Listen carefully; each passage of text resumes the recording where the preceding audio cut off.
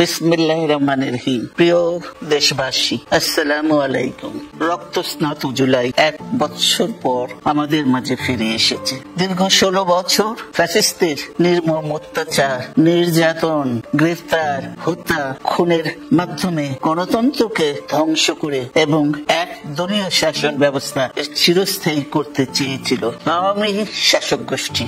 ছাত্র জনতার সম্মিলিত অভ্যুত্থানের মধ্যে দিয়ে ফ্যাসিবাদদের পতন ঘটেছে, সুযোগ সৃষ্টি হয়েছে নতুন করে বাংলাদেশকে গড়বার। এই আন্দোলনে যারা শহীদ হয়েছেন তাদের জানাচ্ছি আন্তরিক শ্রদ্ধা, আহতদের সমবেদনা। তাদের এই আত্মত্যাগ জাতি চিরকাল মনে রাখবে। গুম, খুন, বিচার বহির্ভূত হত্যার শিকার যারা হয়েছেন তাদের তালিকা প্রস্তুত করতে হবে।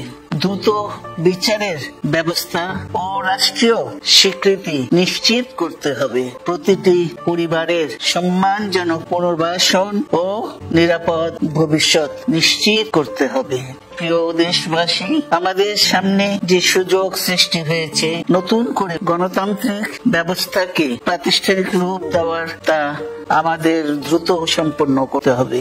কর্মসংস্থান সৃষ্টি করতে হবে, জনগণের নিরাপত্তা নিশ্চিত করতে হবে। সর্বোপরি বাংলাদেশের স্বাধীনতা, সার্বভৌমত্বকে রক্ষা করতে হবে যে কোনো মূল্যে। বীরের এই রক্তস্রোত, মায়ের অশ্রুধারা যেন বৃথা না যায় তা নিশ্চিত করতে হবে।